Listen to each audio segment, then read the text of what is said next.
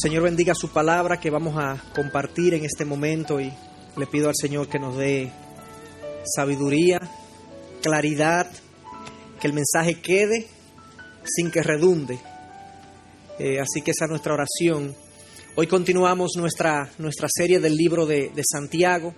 Es una carta que venimos revisando ya hace un tiempo, y como normalmente me toca predicar, no todos los domingos, sino de manera esporádica, pues hace que la gente como que a veces pierda el hilo, aparte de que hay muchas personas que quizás no estuvieron en el mensaje último o en los mensajes anteriores, y quisiera entonces hacer una breve introducción al mensaje considerando eso, para que sepamos dónde estamos.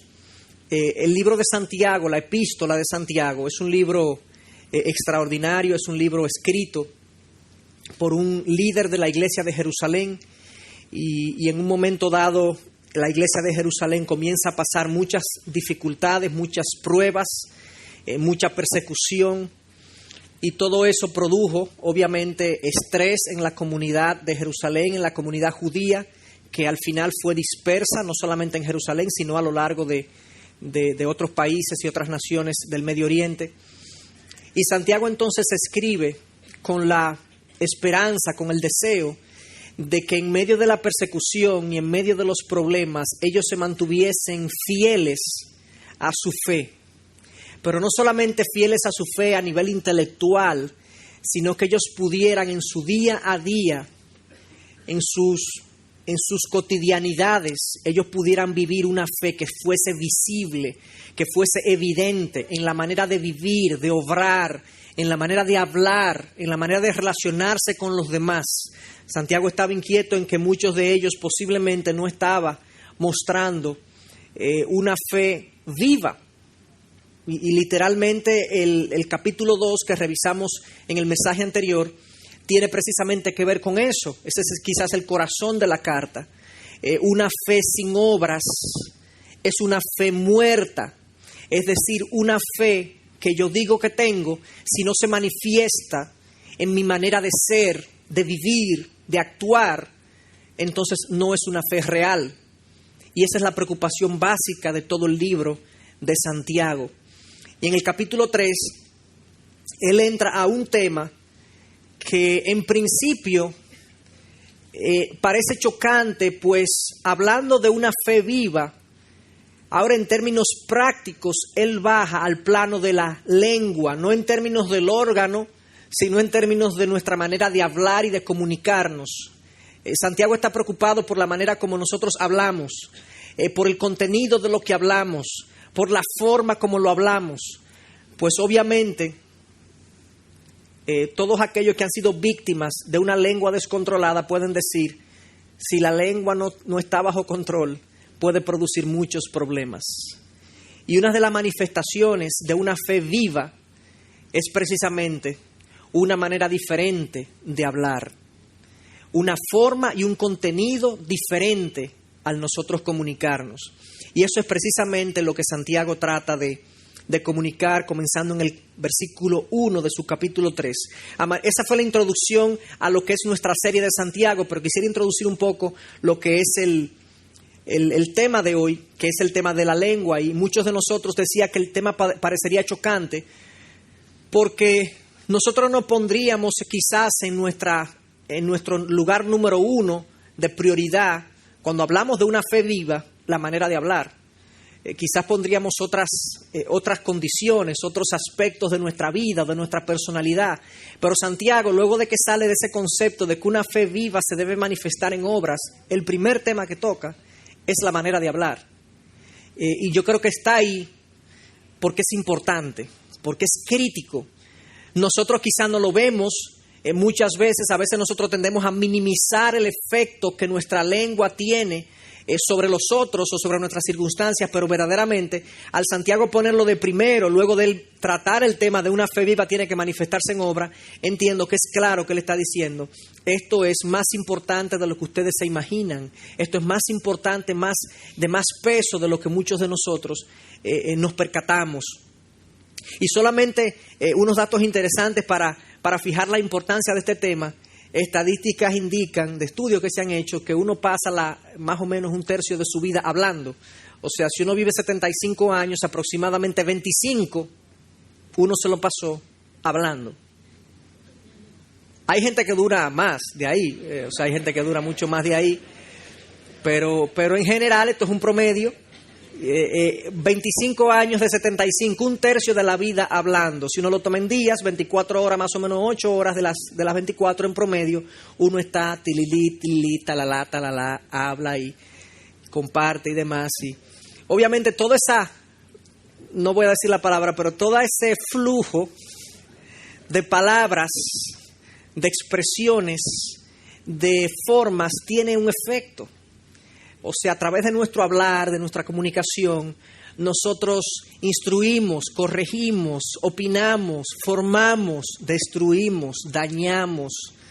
Hay todo un efecto producido por nuestra manera de hablar. Y Santiago no está tan preocupado por la cantidad del habla, sino por la calidad de nuestra habla. Porque a veces hay gente que habla mucho y dice poco. Pero hay gente que habla poco y dice mucho. Y ojalá nosotros podamos, en la medida que crecemos en el Señor, ser de esa gente que cuando habla dice algo que es digno de escuchar, algo que es algo útil, algo que edifica, que nutre, que construye, que sana. Ojalá nuestra habla sea caracterizada por esas condiciones y no por las condiciones que típicamente caracterizan el hablar mundano. Un hablar muchas veces cargado de orgullo, cargado de egoísmo, cargado de banalidad, cargado de cosas irrelevantes, cargado de sensualidad, cargado de tantas cosas que sabemos. Y esa es una realidad que nosotros observamos en la vida. La Biblia tiene mucho que decir con respecto al habla. El libro de Proverbios, que es el libro, digamos, al que todos nos referimos como el libro que nos enseña a vivir sabiamente, tiene muchísimos pasajes acerca del habla, enormes cantidades de pasajes acerca de la manera de hablar, no solamente de la manera, del contenido, de la forma, del momento, de la cantidad, porque precisamente es importante bíblicamente la manera como hablamos y lo que comunicamos. Jesús fue más allá. Jesús estableció una relación entre mi salud espiritual y la manera en la que yo hablo. Literalmente, en Mateo 15, versículo 18, Jesús dijo: lo que contamina al hombre no es lo que entra al hombre, no es la comida grasosa, ni las cosas que entran, ni las cosas que yo veo necesariamente. Lo que contamina al hombre es lo que sale de él, pues del corazón salen las malas intenciones, los adulterios, las falsedades, las mentiras, las fornicaciones. Es del corazón que salen y encuentran su expresión en la manera en la que yo hablo. Impresionante. O sea, Jesús dice, hay una conexión entre tu estado espiritual y el contenido de tus palabras. Entonces, la lengua no es solamente el instrumento para expresarnos, es el instrumento para diagnosticarnos en dónde estamos espiritualmente. Y Santiago, preocupado por eso, inquietado posiblemente por discusiones y trifulcas y divisiones que había en esta comunidad de creyentes, le hace una gran advertencia a ellos acerca del poder de la lengua y más que del poder destructor de la lengua. Y eso es lo que yo quisiera que revisáramos en el día de hoy a partir del versículo 1 del capítulo 3 de Santiago. Comencemos leyendo el primer versículo. Y a lo largo del sermón, entonces, lo que vamos a ir haciendo es refiriéndonos al texto, ir explicando y entendiendo lo que Santiago nos trata de comunicar. Versículo 1. Hermanos míos, no os hagáis maestros muchos de vosotros, sabiendo que recibiremos un juicio más severo. El primer versículo es una advertencia que Santiago le hace a su comunidad. Hermanos míos, le está escribiendo a creyentes posiblemente, a personas que él consideraba hermanos. Y le dice, cuidado con ese deseo que muchos de ustedes tienen en convertirse en maestros e instructores y predicadores de la palabra, pues los que esos son van a recibir o van a enfrentar un juicio más severo, no porque Dios haga acepción de personas, sino porque obviamente el que se para a enseñar tiene que vivir lo que enseña, de lo contrario Dios le tendrá eso en cuenta. Y la posición de maestro en la iglesia primitiva era una posición de mucho prestigio, de mucho privilegio. La palabra hebrea para maestro, sabemos en el judaísmo, es rabí. Y los rabíes eran gente muy honorable, en general, de la comunidad hebrea, de la comunidad judía. El mismo Jesús fue llamado rabí por sus discípulos. Y hasta el punto que muchas personas le daban prioridad y preferencia a su rabí, a su maestro, que a sus padres. Habían enseñanzas, por ejemplo, también enseñadas por los rabíes, de que si un rabí y tu padre tienen una necesidad y tú solamente puedes suplir una, pues que prefieras suplir la del rabí, pues él te da verdades de esta vida y de la venidera, mientras que tus padres normalmente te dan verdades solamente de esta vida. Si un rabí y tu padre está en riesgo y tú solamente puedes salvar a uno, salva a tu rabí, pues él te instruirá para la vida eterna. Y verdades como eso obviamente son verdades enseñadas por los mismos rabíes. Entonces no podemos darle mucho crédito a eso, pero solamente es un reflejo del respeto, de la honorabilidad que representaba el ser maestro en esa época. Eran gente considerada muy, muy honorable en esa comunidad. Y eso hacía que mucha gente apeteciera el ser maestro.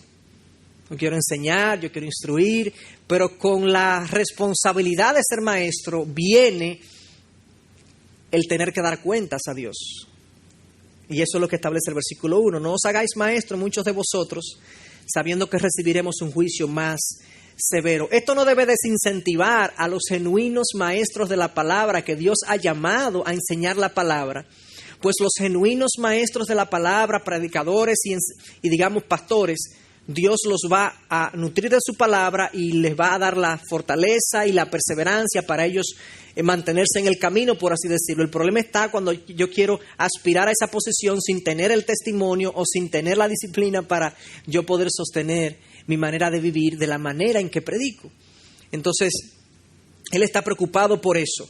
Y la razón de su preocupación es que hay un juicio más severo, dice versículo 2, porque todos tropezamos de muchas maneras. El problema es que todos somos falibles. O sea, tú te haces un maestro y tú caes y tú arrastras a muchos. Nos hacemos falibles, somos falibles y caemos y tropezamos. Y la palabra para tropezamos es una manera bonita de decir pecamos. Todos pecamos.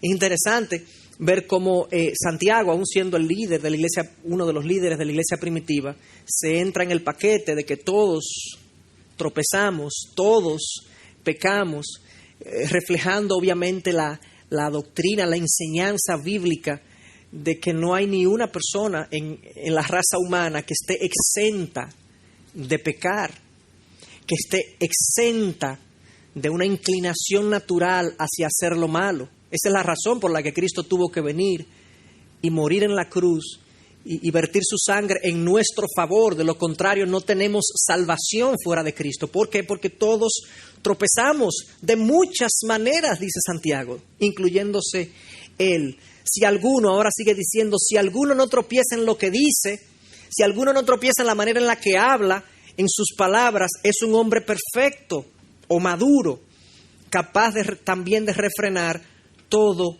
el cuerpo. Tú controlas tu lengua, tú eres capaz de refrenar todo tu cuerpo. Tú controlas tu manera de hablar, tú eres capaz también de controlar toda tu personalidad.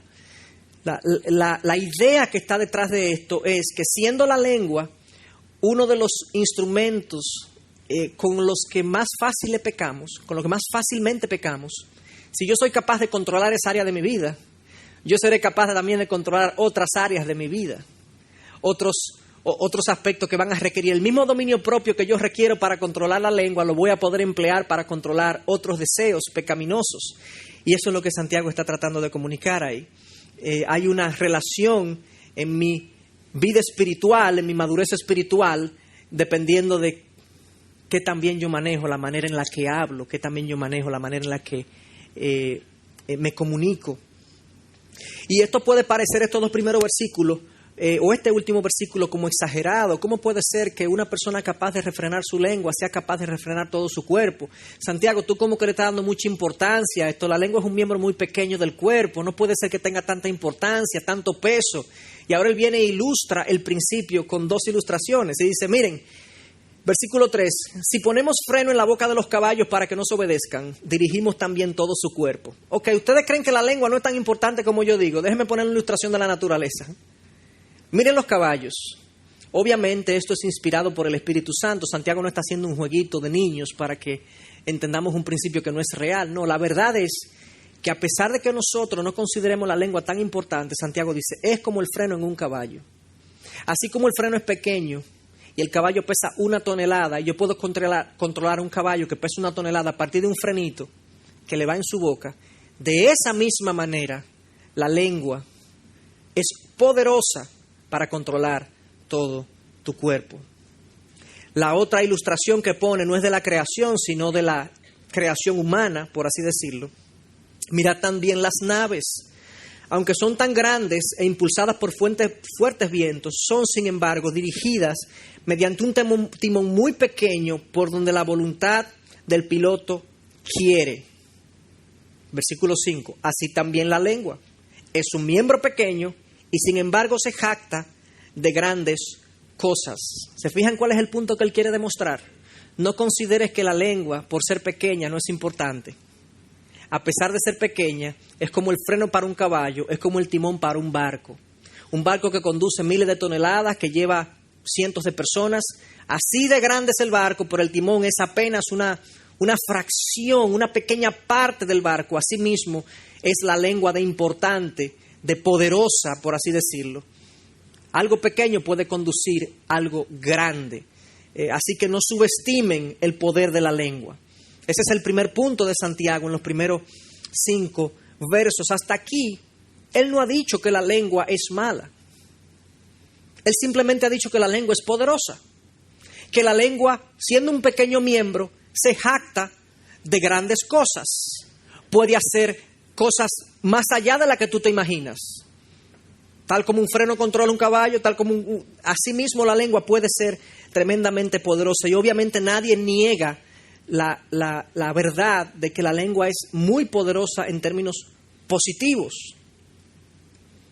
Comenzando con los grandes líderes nacionales, políticos, en la historia vemos que hombres levantaron imperios basados en su manera de hablar. Todo el mundo recuerda los grandes discursos de Winston Churchill cuando enfrentó a Hitler en la Segunda Guerra Mundial. Cómo Winston Churchill se levantó y a través de sus discursos logró inspirar a un pueblo que estaba desmoralizado, que estaba casi vencido, para enfrentar a Hitler, que venía con toda su fuerza a arrasar con Europa. Vemos a un Abraham Lincoln, la famosa frase de un gobierno por el pueblo, para el pueblo. ¿Y cuál es la otra? Movió grandes multitudes, inspiró gente. Pero no nos vayamos a los líderes políticos, vayámonos a nuestro maestro. Jesús es el rey de nuestros corazones por sus palabras, por sus enseñanzas. La gente lo oía y decía, es que él enseña como quien tiene autoridad. Es que enseña de una manera diferente, es que me cautiva, es que me motiva, es que me sana, es que me levanta, es que me sostiene, es que me transforma. Y obviamente sus palabras no iban solamente cargadas de sabiduría humana, iban cargadas del poder de Dios. Y de ahí que tenía mucho más poder todavía, pero el punto es cierto todavía de que la palabra es importante para lo bueno incluso. Para lo bueno. ¿Quién puede negar el efecto positivo que yo como padre creo en el corazón de mi hijo cuando lo estimulo, cuando le agradezco algo, cuando le digo, hijo, lo hiciste bien, mi hijo, estoy orgulloso de ti, mi hijo, Dios te bendiga, déjame orar por ti, cuando le digo a mi esposa, gracias por servirme, gracias por ayudarme, te amo, te quiero. Esos efectos positivos, cuando le digo a un empleado, gracias por tu servicio, tú lo estás haciendo bien. Esos estímulos, esos efectos, digamos, motivantes en la palabra, nadie los puede negar. Pero a veces nosotros, lamentablemente, no solamente que usamos la lengua para lo malo, sino que la dejamos de usar para lo bueno. La lengua peca no solamente de acción por lo que hace mal, sino que peca de omisión por lo que dejamos de decir, que deberíamos decir. Pero hay un efecto grande, poderoso en nuestras palabras. Para lo bueno, ya lo ilustré, pero Santiago dice también para lo malo. También para lo malo. Versículo 5. Así también la lengua es un miembro pequeño y sin embargo se jacta de grandes cosas. Y ahora viene, mirad, qué gran bosque se incendia con tan pequeño fuego. O sea, él nos dice, la lengua no es solamente poderosa para hacer buenas cosas, y lo hemos visto. El problema es que la lengua tiene un poder grande, pero es destructor también. Si no la cuidamos, si no nos percatamos del efecto que tiene, podemos destruir más que construir. Podemos herir más que sanar. Y lo compara con un fuego, y no es por casualidad que Santiago lo compara con un fuego. El fuego tiene características que se aplican a la palabra, a la lengua. La figura que está detrás de este fuego que prende un bosque son los incendios forestales. Una pequeña chispa destruye miles y miles de tareas de bosque, miles de viviendas, personas mueren, animales mueren. Recientemente tuve la oportunidad, precisamente preparándome para el sermón, de revisar un estudio acerca de los incendios forestales en Estados Unidos, y hablaba del estado de Oregon, que sufre mucho de incendios forestales, y los estudios lo que demuestran es que la mayoría de los incendios son ocasionados involuntariamente por conductores que van pasando por el camino y tiran una colilla de cigarrillo. Otros por campistas que están acampando en el bosque, hacen su fogata, hacen un cafecito, lo apagan, tratan de apagarlo y demás, porque todo el mundo recibe entrenamiento para eso, pero no se percatan que quedó una chispa, que quedó un calor que enciende entonces el resto del bosque. Es decir, el fuego en el bosque muchas veces se incendia de manera involuntaria.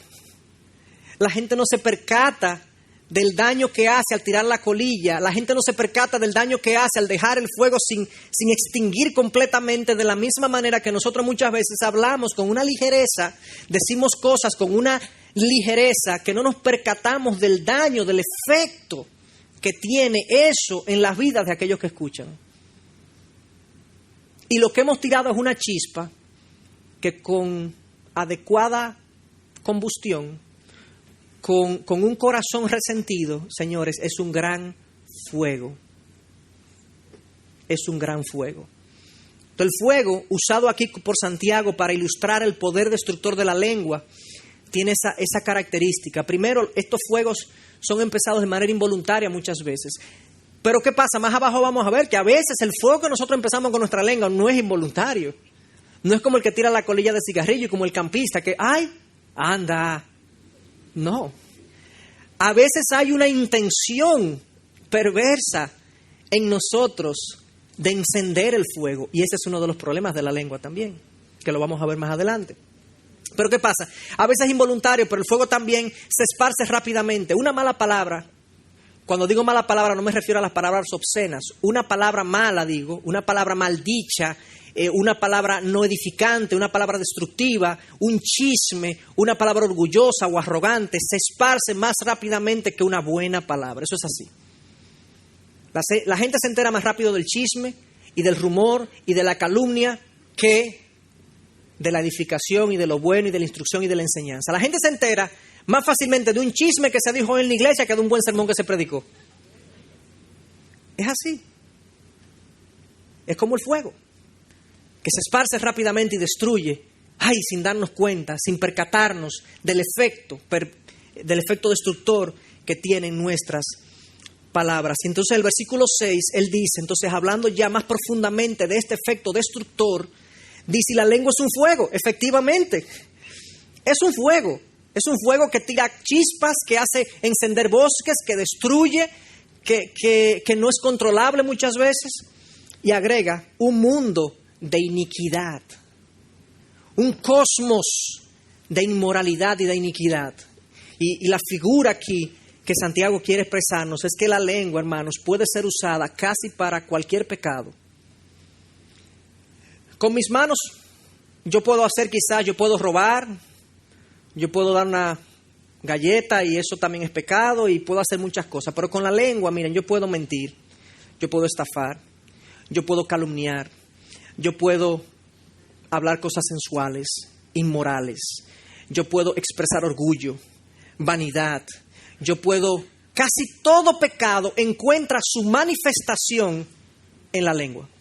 Yo puedo expresar egoísmo, envidia, yo puedo dividir familias, romper iglesias, yo puedo destruir reputaciones, yo puedo herir personas en su carácter, yo puedo literalmente destruir el carácter de un niño a través de mis palabras. Entonces, ustedes se fijan que es un mundo de iniquidad. Ustedes se fijan que es poderosa para lo bueno y para lo malo, que tenemos que tener cuidado. De hecho, el título de mi sermón, que lo voy a decir aquí mismo en el medio, es Cuida tus palabras. Cuida tus palabras. Es poderoso lo que puede hacer la lengua. Y no solamente poderoso, es destructor. Y a veces no nos percatamos del daño que hacemos. Es un mundo de iniquidad. La lengua está puesta entre nuestros miembros, lo cual contamina todo el cuerpo. Dale rienda suelta a tu lengua y tú te contaminarás también a ti mismo. Cosas que tú no sabías que estaban en tu corazón, que cuando las sacas y las expresas te ensucias más y te embarras más de pecado y de iniquidad y de inmoralidad. La tercera expresión en el versículo 6 es que es encendida por el infierno. Lo que Santiago está diciendo es, este es un instrumento que ha sido colocado en nuestros miembros, ciertamente, pero que es uno de los instrumentos preferidos por Satanás para desplegar su obra, sus maquinaciones, sus intenciones. La fuente de toda esta iniquidad, obviamente hay una naturaleza pecadora en nosotros, pero también hay una fuente perversa que es el mismo infierno. Ahí la palabra en el original es genema. Esa palabra solamente la usó nuestro Señor Jesús para referirse a un lugar en el suroeste de Jerusalén donde se quemaban basuras, se quemaban cadáveres. Era algo sumamente impuro. Y Jesús lo usó varias veces para referirse al infierno espiritual. Era un lugar donde siempre había fuego, donde siempre se estaban quemando cosas impuras, donde siempre se estaban quemando cosas no deseables. Y es la representación del infierno mismo. La lengua es encendida en su fuego, en su fervor, por las mismas intenciones satánicas, que muchas veces, hermano, yo no estoy hablando aquí de posesión demoníaca. Yo estoy hablando de que nosotros somos muchas veces más parecidos a las intenciones satánicas que a las intenciones de Dios en nuestra manera de hablar. Y en ese sentido es encendida por el mismo infierno. Y no se queda ahí, sino que concluye el versículo 6 diciendo que la lengua inflama el curso de nuestra vida. Inflama la rueda de la vida. La palabra en el original era una expresión griega, donde los griegos se referían a la vida como una rueda que no se para. Tú todos los días te levantas, vas al trabajo o vas al centro de estudio o te quedas en la casa haciendo labores y después tienes otra actividad, otro compromiso, otro culto, es una rueda, la rueda de la vida. Pero sucede que la rueda de la vida, que es imparable, dice que la lengua es capaz de inflamar la rueda de nuestra vida. Cualquier manifestación de tu vida, la lengua es capaz de inflamarla y dañarla. Tú te levantas hoy, vas al colegio a llevar al niño o tus niños. Sucede que en la tarde el niño tiene un juego de béisbol. Hay padres que van y llevan a sus hijos al juego de béisbol. Y sucede que en el juego de béisbol, producto de la competitividad, un papá comienza a pelear con otro papá.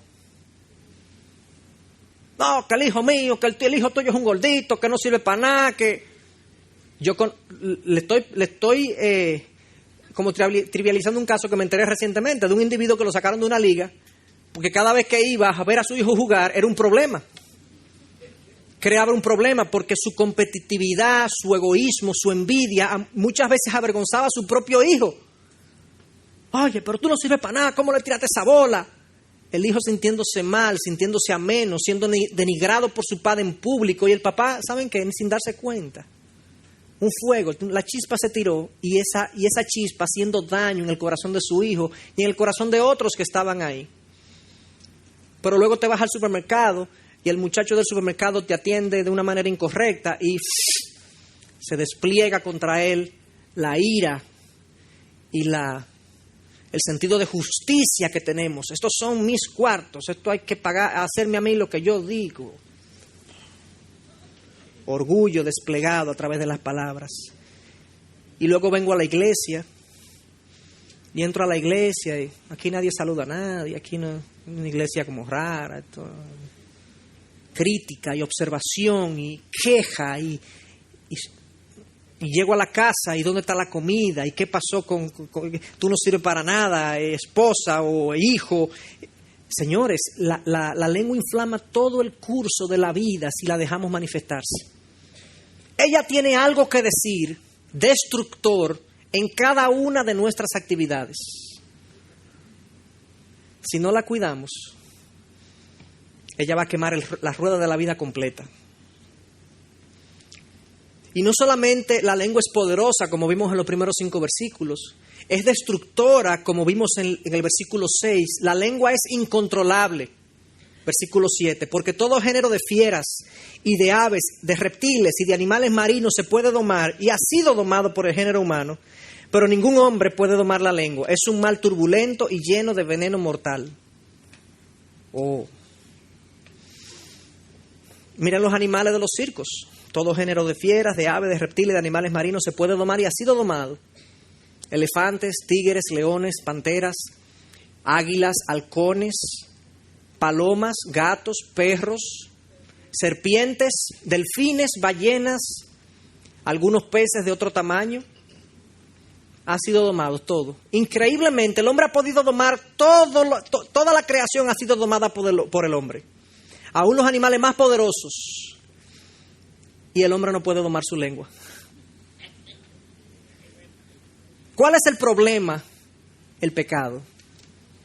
El pecado hace incontrolable la lengua y me hace incapaz de desplegar el poder que yo uso para domar los animales y las fieras, para yo emplearlo en la domación, si puedo usar el verbo, de la lengua. Obviamente este verso, versículo 8, pero ningún hombre puede domar la lengua, no es un verso pesimista. Santiago no está diciendo, olvídense de eso. No vamos a morir con ese fuego ahí en la boca, quemando la vida y quemando la rueda. Lo que está diciendo, ningún hombre fuera del Señor, ningún hombre sin Cristo, ningún hombre sin Dios, rendido a su voluntad, puede domar la lengua. Dios puede, a través de su acción en nosotros, ayudarte a domar eso que el pecado hace indomable. Y luego lo caracteriza, es un mal turbulento y lleno de veneno mortal. Sigue hablando de las cosas negativas de la lengua. El mal turbulento literalmente significa, la expresión tiene que ver con las fieras que tú cerrabas en una jaula. Esa fiera salvaje que en una pequeña jaula nada más tiene un pequeño espacio para moverse, se mueve de atrás para adelante, para los lados y hace su sonido y te mira y saca sus garras y está ahí en constante ansiedad para que le abran la puerta. Si le abren la puerta, así es la lengua. Muchos dicen que por eso Dios la puso, ¿verdad? Detrás de los dientes, adentro de la boca, para que no salga. Pero a veces es inevitable. A veces es inevitable, es un mal turbulento, es una fiera salvaje que quiere salir. Y a veces decimos, no, Señor, yo me comprometo, Señor, hoy. Yo me comprometo, Señor. Yo voy a dejar atrás el chisme. Yo voy a dejar atrás las medias verdades, las mentiras de todos los colores. Yo voy a dejar atrás esta manera de hablar, esta manera hiriente, iracunda, ofensiva, denigrante de hablar. Señor, yo lo dejo hoy y mañana sale la fiera otra vez. Es un mal turbulento. Es un mal turbulento y lleno de veneno mortal. No es una fiera que sale a nada, sale a hacer daño. Y a veces muchas de nuestras palabras, es cierto que a veces herimos sin darnos cuenta, sin percatarnos, sin tener la intención. Pero la expresión aquí de que es llena de veneno mortal es que muchas veces nuestras palabras tienen la intención de que el otro se sienta mal como yo me sentí mal, de que el otro sufra como yo sufrí, de que el otro sepa lo que yo quiero que sepa. ese veneno mortal está contenido en nuestras palabras muchas veces. Y es un problema porque eso crea un efecto que no podemos reparar a veces. Destruimos cosas y no las podemos reparar. En una ocasión, esta señora, estoy hablando del tercer siglo, va donde San Agustín, o donde el teólogo Agustín, muy conocido por su sabiduría y su profundidad. Y la señora se ha convertido al cristianismo, pero ella tiene una gran preocupación, y es que ella era una mujer muy calumniadora, muy chismosa, muy dañina con sus palabras. Era un peligro no estar cerca de ella, porque si uno estaba con ella ya no decía nada, pero si tú no estabas ahí, te acababa. Ella va preocupada donde San Agustín, le dice: tengo este problema, no sé cómo recoger, no sé cómo enderezar y restituir el daño que yo he hecho, las reputaciones que he destruido, las familias que he dividido. Y Agustín lo que usa es una ilustración para decirle lo que ella puede hacer con sus palabras. Y él le dice: yo te recomiendo que tú tomes una almohada, tú la abras, y en el viento, en una parte exterior, tú despliegues las plumas de la almohada, los 4 vientos, así como salgan. Y después de eso, tú recojas las plumas. Entonces ella, obviamente frustrada, inmediatamente se da cuenta que es una tarea imposible, que dice: no, pero esto no puede ser. O sea, ¿cómo yo recojo las plumas que se van con el viento? ¿Le han caído atrás una pluma? Imagínense muchas plumas. Dice: no, pero yo no puedo hacer eso. Y él dice: eso son las palabras. Las palabras muchas veces salen y no las podemos recoger. Solamente pedir a Dios en su gracia que restituya, que enderece, que sane lo que nosotros hemos dañado, que nos dé oportunidades nuevas de edificar y de sanar lo que nosotros hemos dañado. Pero muchas veces el efecto de la palabra es irreparable. Hay familias que se rompen por el manejo de las palabras, y esto es una gran advertencia para nosotros. Cuida lo que dices, cuida cómo lo dices, cuida dónde lo dices, a quién se lo dices. Es delicado, es sensible. Cuando tú sabes que tus palabras van cargadas de emociones no santas, no de Dios, que responden más a tu orgullo o a tu resentimiento o a tu división, no las digas para no crear un efecto irreparable en la vida de otros. Pero la lengua no solamente es poderosa, es destructiva. Dijimos que es incontrolable y a veces no podemos reparar el daño que hace. La lengua también es, según el versículo 9 y 10, es inconsistente, es vergonzoso a veces las situaciones en las que la lengua nos mete, por así decirlo. Dice, versículo 9, con ella bendecimos nuestro Padre, Señor y Padre, y con ella maldecimos a los hombres que han sido hechos a la imagen de Dios. De la misma boca proceden bendición y maldición. Hermanos míos, esto no debe ser así. Eso es vergonzoso delante de Dios, que yo venga aquí y ore, y entonces yo salga y hable de una manera ofensiva, denigrante o despectiva, lo que sea, a una persona que ha sido creada a la imagen de Dios. La imagen de Dios en el hombre, hermanos, es una verdad fundamental de nuestra creencia. El hombre ha sido creado a imagen de Dios, del Dios santo, del Dios trino, del Dios grande. El hombre tiene aspectos en él que vienen de Dios. Aún el pecado ha dañado esa imagen, el pecado no ha destruido totalmente esa imagen. Y por lo tanto, otros individuos merecen mi buen trato, mi sensibilidad, merecen mi consideración, no por lo bien que Él me trata a mí, solamente por el hecho de que Él es creado a la imagen de Dios, merece ese trato. ¡Wow! Increíble. O sea, es una verdad que nos lleva a tratar a todo ser humano de manera sin acepción, de manera considerada y sensible. ¿Por qué? Porque todo ser humano tiene la imagen de Dios impresa. Pero Él me maltrató, y Él me dijo, y Él hizo, y Él me estafó. Sí. Pero no puede ser que yo bendiga a Dios con mi boca y con la misma boca yo maldiga a aquel que tiene la imagen de Dios. Es lo mismo que yo voy frente a un rey. Ahora ha estado de moda, ¿verdad? La boda real, y voy frente a la reina de Inglaterra y hago todos los protocolos y todos los pormenores y detalles que hay que tener en cuenta, que yo no sé cómo todavía hoy en el siglo XXI, seguimos con esas cosas, que si ella termina de comer ya nadie puede comer, yo tengo hambre, cosas así. Ustedes han visto, yo vi una lista de cosas, de protocolos, y que si ella acaba, ya hay que acabar. Pero me faltó, oye, el dulcito, porque si ella no tiene hambre. Yo voy frente a la reina y le rindo mi pleitesía y le rindo mis honores y la respeto. Entonces salgo de su palacio y saliendo de su palacio veo ahí, si es que hay, una estatua de ella, y a la estatua le entro a palos o le entro a... Entonces obviamente es una inconsistencia. Esto es una imagen de la reina que yo digo que honré. O yo no sé que esa es la imagen de la reina, pienso que es otra imagen y la estoy maltratando. O mi honra no fue genuina, uno de los dos. Entonces yo no puedo venir aquí o ir a mi habitación y orar y pedirle a Dios su bendición, su gracia y todo lo que Él nos da por gracia, por pura gracia, y entonces vivir una vida donde yo no reconozco la imagen de Dios en nadie más que no sea en mí. El único que merece buen trato soy yo. Santiago dice, esto no debe ser así. Podría ser, fíjense que dice no debe, podría ser que un cristiano viva una vida inconsistente con su lengua. Podría ser que un cristiano esté bendiciendo a Dios y maldiciendo a su prójimo. Primera de Juan nos dice, nadie diga que ama a Dios si no ama a su prójimo. A Dios que no ve, yo amo a Dios que no veo, pero no amo a mi prójimo que sí veo. No, el amor de Dios no está en ese. ¡Wow!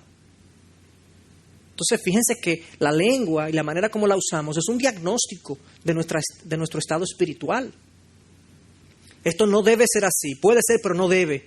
Entonces hay que luchar contra esa tendencia de la lengua a hacer un mar turbulento, a llevar veneno mortal, a querernos controlar y nosotros no controlarla a ella. Hay que oponerse a eso con todo lo que tenemos. Y él concluye entonces ilustrando esto. Ilustrando la contradicción que existe de que de nosotros proceda la bendición y la maldición. Dice, versículo 11, ¿acaso por una fuente, por la misma abertura, echa agua dulce y agua amarga? La respuesta lógica, ¿cuál es? No, imposible. ¿Acaso, hermanos míos, versículo 12, puede una higuera producir aceitunas y una vid higos? No, tampoco la fuente de agua salada puede producir agua dulce. Es decir, aquí hay un problema. Cuando yo estoy hablando de una manera que es ofensiva, agresiva, hiriente, llena de veneno mortal, y yo estoy supuestamente bendiciendo a Dios, revisa tu corazón. La fuente está mal. Algo hay mal con la fuente, porque de una fuente no puede salir dos tipos de agua. Cristo dice, por sus frutos los conoceréis. Revisa tu fuente. ¿Es un problema de arrepentimiento en tu corazón? ¿Es un problema de pecado? ¿Qué tipo de pecado? Pero evalúa tu corazón, porque esto es una inconsistencia que revela un problema en la fuente. Y termina ahí, dejándonos esta gran y tremenda advertencia contra el uso de la lengua. Obviamente se entiende de hecho que Santiago, este libro de Santiago es una composición de sermones que Santiago le dio a la iglesia primitiva. A mí me hubiese particularmente interesado estar en ese sermón de la lengua y oír a Santiago predicar ese sermón y ver qué era lo que estaba pasando. Porque en una congregación como esta, de este tamaño, yo estoy absolutamente seguro, porque conozco la naturaleza humana, no es porque estoy acusando a nadie ni conozco ningún caso. Aquí hay no solamente chisme y rivalidad entre nosotros. No, aquí hay chismes, rivalidad, división entre nosotros y nuestro entorno. Padres, madres, cónyuges, hijos, colegas, personas que trabajan para nosotros. Es frecuente que nosotros, señores, hablemos de una manera descontrolada con respecto a otra persona. Es frecuente eso. A veces lo hacemos sin darnos cuenta, a veces tiramos la chispa y no nos percatamos del daño que estamos haciendo. Y eso necesita ser traído a Dios en arrepentimiento y pedirle al Señor que nos ayude a controlar esta bestia salvaje que tenemos ahí puesta. Que sea un instrumento de edificación, de sanación, de instrucción, más que de mortandad, como típicamente es. Ese es mi deseo. Yo quisiera terminar con una nota de aplicación que a mí me ha sido muy útil. Lo compartí en una ocasión con el grupo de jóvenes, hablando precisamente de la manera de hablar. El libro de Proverbios, nosotros lo estudiamos en el grupo de jóvenes y el libro de Proverbios tiene mucho que decir con respecto a la manera de hablar. Y yo entiendo que hay 3 cosas que nosotros debemos tener en cuenta en esta manera de hablar. Obviamente, lo primero que tiene que haber es: Señor, ayúdame. Señor, yo me arrepiento. Yo te pido que tú me perdones por estas cosas, que mi lengua ha revelado que yo soy en el interior. Perdóname. Ayúdame, dame fuerzas para yo cambiar esa manera de hablar, esa manera de ser, de actuar frente a los demás y de comunicarme. Eso es lo primero. Si no hay un arrepentimiento y comienzo a hacer sin arrepentirme, eso es obras muertas, hermanos. Dios nos bendice y nos respalda y nos da fuerzas cuando yo voy primero y reconozco mi pecado ante Él, me arrepiento y ahora yo obro en sus fuerzas, habiendo contado con su bendición y su gracia. Pero yo no puedo comenzar a hacer sin arrepentirme de lo que yo sé que he hecho mal, porque no estoy contando con su favor y su gracia. Lo primero a tener en cuenta es una fórmula que yo quiero dejarle en sus mentes. Es una fórmula de que una comunicación, cualquier comunicación, se compone de 3 cosas.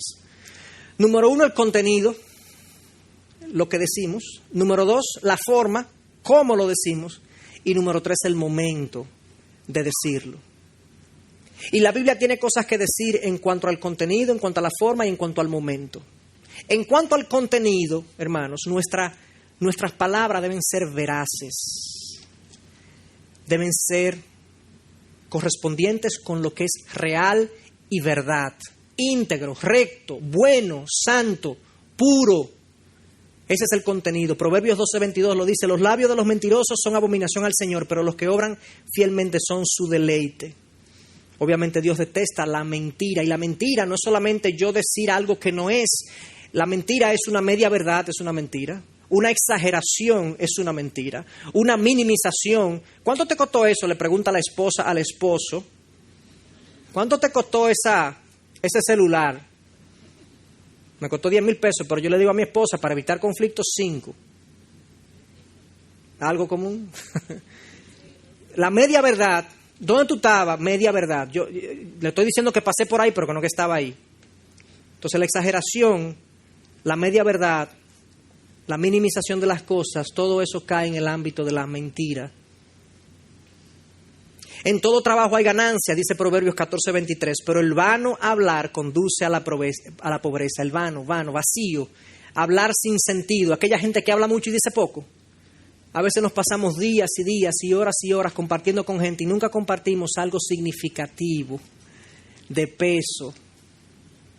Nos la pasamos hablando de lo que compramos, del último gadget, del último guay de la tecnología, del tránsito, de la política o de la pelota. No digo que esas cosas no las podamos hablar, pero cuando tu vida se llena de eso, tu conversación está llena de eso, es una conversación vana, que no construye, que no edifica. Revisemos eso. El contenido, entonces. Si voy a comunicar algo a alguna persona, tengo que decirle esto a mi esposo, a mi esposa, o a mi pareja, o a mi papá, o lo que sea. Tengo algo que decir. ¿Es verdad? Revisemos si es verdad, si no es mi culpa, si lo que le estoy señalando es cierto.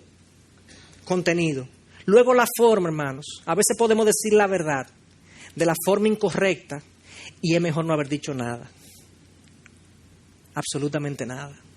15:1, Proverbios: la suave respuesta aparta el furor, mas la palabra hiriente hace subir la ira, aunque sea verdad. La lengua apacible, 15:4, es árbol de vida, mas la perversidad en ella quebranta el espíritu. apacible, la palabra que busca la paz. Fíjense que la segunda expresión dice, más la perversidad, aquella palabra que no busca la paz, que quiere dañar, que quiere sacar un interés en lo que digo, que tiene una doble intención. La palabra apacible, la que es transparente, lo que yo te estoy diciendo lo que es, y no quiero contender contigo, quiero la paz contigo. O sea que lo que tú estás diciendo que eso es una palabra perversa, una palabra que hace subir la ira. 16:21, el sabio de corazón será llamado prudente y la dulzura de palabras aumenta la persuasión. A mí me llama la atención porque cuando yo leo la palabra dulzura, yo no sé ustedes, yo no estoy siendo, ¿cómo que dicen? Machista, pero la dulzura yo la asocio más a la mujer que al hombre. Pero esto es un mandato al hombre también. Yo debo ser un hombre de dulce hablar con otro hombre. ¿Usted sabe ser dulce con otro hombre? Eso a veces choca, tú sabes, pero usted entiende la dulzura, una dulzura sana, una dulzura intencionalmente buena, procurando la paz. En un negocio yo puedo ser dulce, negociando yo puedo ser dulce. No, fulano, yo entiendo tu punto, yo sé lo que tú quieres decir, pero entiende mi punto. Dulzura al hablar. Entonces el contenido es importante, la forma yo creo que es tan importante como el contenido. Obviamente, por más gracioso que yo sea, si vengo a decir una mentira, mejor no digo nada. Pero obviamente, si vengo a decir la verdad y vengo con un espíritu de contención y de división, no voy a lograr nada. Pero por último, lo más importante, o no es lo más importante, otra cosa importante es el momento. Todas estas son cosas, hermanos, para nosotros cuidar nuestras palabras y la manera como decimos y hablamos. El momento, 15:23, Proverbios, el hombre se alegra con la respuesta adecuada y una palabra a tiempo, cuán agradable es. En el momento oportuno, en el momento adecuado. El que retiene palabras tiene conocimiento y el de espíritu sereno es hombre entendido. A veces hay que callarse, señores. A veces no es el momento de decir las cosas. Quizás más tarde, quizás después, quizás solo, quizás en otro lugar. A veces no es el momento de hablar. El que responde antes de escuchar, 18:13, cosecha necedad y vergüenza. A veces queremos hablar sin escuchar. Viene la esposa con la queja o el hijo con la queja. No, yo sé, pero mira, lo que pasa... Espérate, cállate.